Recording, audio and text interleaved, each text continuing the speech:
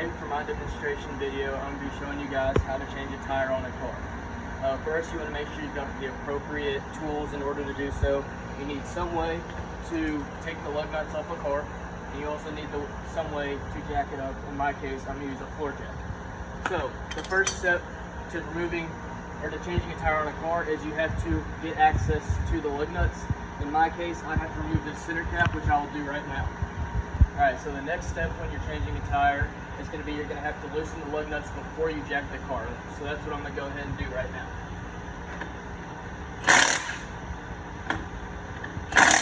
Alright, so step 3 is going to be you're going to have to jack the car up to the point that the tire is off the ground.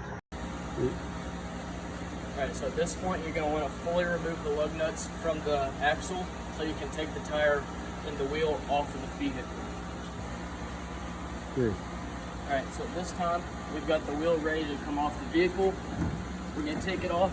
So now that we've taken the vehicle or the tire off the vehicle, it's now time to put either the new one back on, or in my case, I'm putting the same tire back on because I don't have any need to change the tire. So you're going to want to get down here and line up the holes in the wheel with the studs on the axle.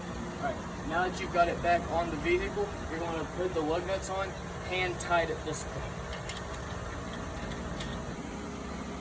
Alright, so now that you've got them all hand tight, you're going to tighten them down a little bit more with, in my case, I'm going to use this strong arm before I put the vehicle back down on its own weight. While doing this, you want to ensure that you do it in a star pattern. So in my case, I'm going to go 1, 2, 3, 4, 5, 6.